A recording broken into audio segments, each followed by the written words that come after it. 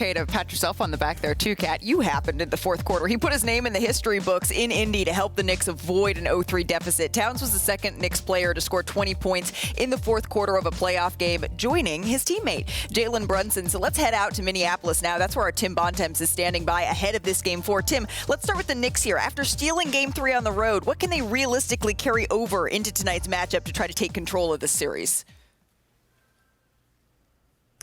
Well, Malika, what they hope to carry over is the play of Karl-Anthony Towns, as you just laid out there. The forcefulness and aggressiveness, and most importantly, I think the decisiveness that Karl played with in the fourth quarter of that Game 3.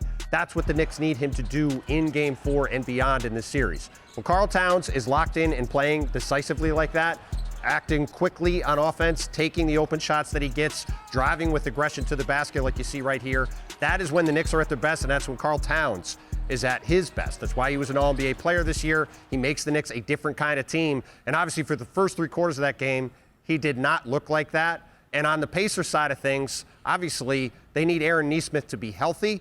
Suffered that ankle sprain in the third quarter of Game 3. He came back in the fourth quarter. He's questionable for tonight. He's likely going to be a game-time decision, according to Rick Carlisle, the Pacers coach. And even if he's able to go, which we expect him to in this game, the question is going to be what kind of movement is he going to be able to have on that ankle, and how is he going to be able to stick with Knicks guard Jalen Brunson. Nesmith's really the only guy on the team, Malika, that can give Brunson any kind of trouble. We've seen over the past couple of seasons in the playoffs that both Ben Shepherd and Andrew Nembhard have had no chance of slowing Brunson down.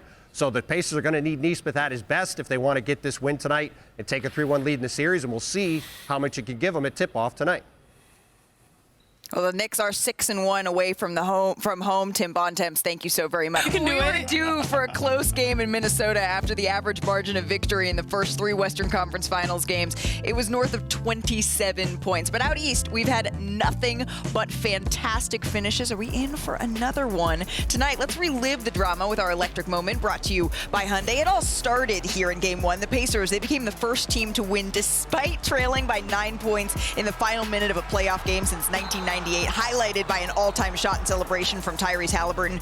Richard and I may actually be banned from a restaurant in OKC the way we celebrated after seeing that kind of shot. In Game 2, it was Pascal Siakam that played hero, scoring 39 to pace Indiana. Jalen Brunson had a shot to tie it with under 10 seconds left, but the clutch player of the year's 3 hit back iron. Now the script, it flipped in Game 3. Karl-Anthony Towns dropping 20 in the fourth quarter while Brunson sat the majority of the final frame with foul trouble. But you can't keep big body Brunson down, Perk. He's got to stand on business, am I right? He does, because look at this. When you see the Eastern Conference Finals, they have a battle between the all-star duos taking shape. The Knicks have 2 leading scorers in the series with Brunson and Towns. With the Pacers, they lead the series 2-1. Stand on business? Someone's got to. This my camera. That's going to be your camera. Standing on business. John, you better stand on business. Stand on business. Hell yeah, we standing on business today. Standing on business. The worst game of his career in the Knicks uniform. I'm talking about Jalen. 6 for 18 from the field, bad body language, in foul trouble, couldn't guard a parked car. You owe your team one. Damn it, he go get it done today and earn his name back. Big body Brunson, because he go stand on business. It's going to be one of those legendary performances. Shanae Malika, UD, he going viral today. In Indiana. Damn it, I smell a 40-piece wing dinner, all drumsticks, habanero style.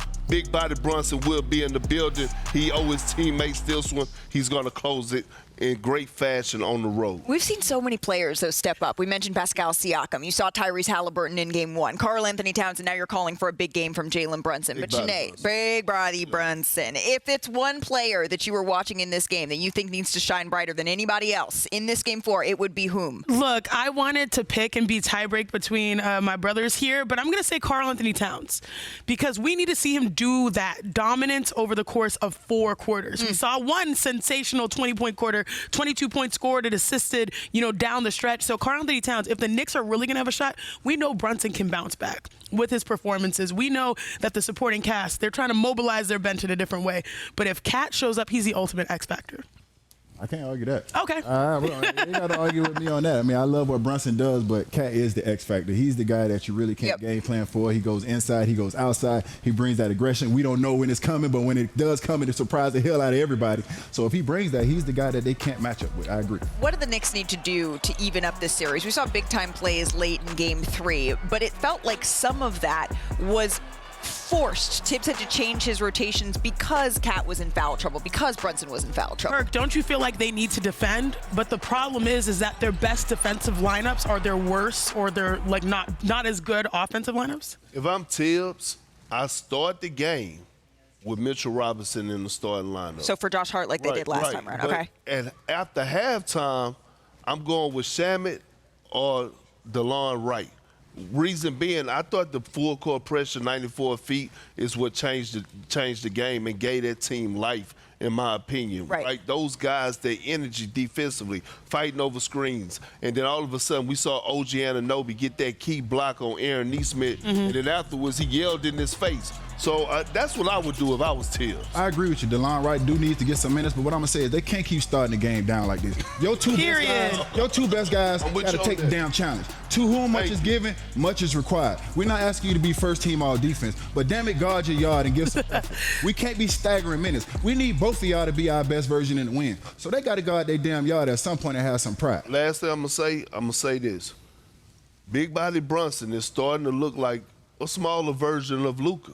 Like a guy that could get buckets, explosive offensively, going to put up the numbers, but getting picked on and being a liability defensively, y'all know he's one of my favorite players, but I got to call it how I see it, and he got to be better on the defensive side of things. Remember when they were on the same team?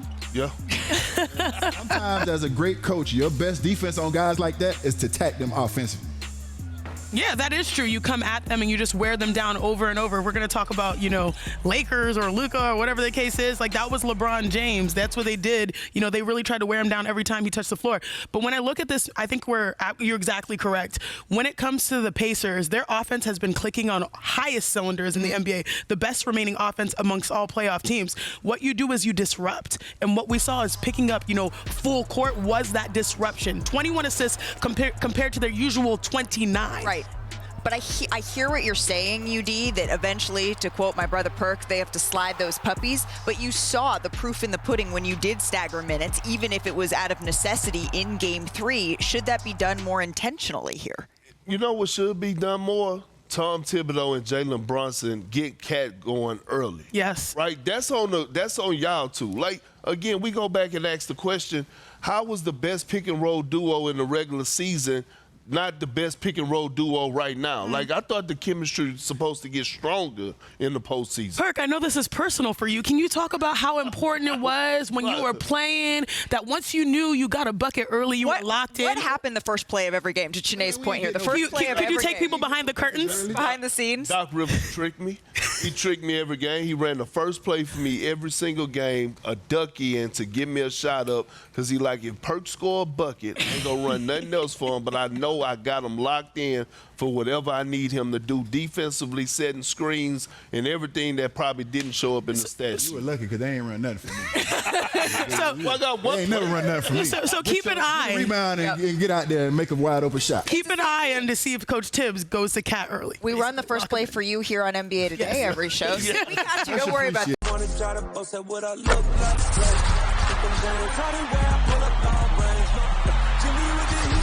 fire. It's NBA, I'm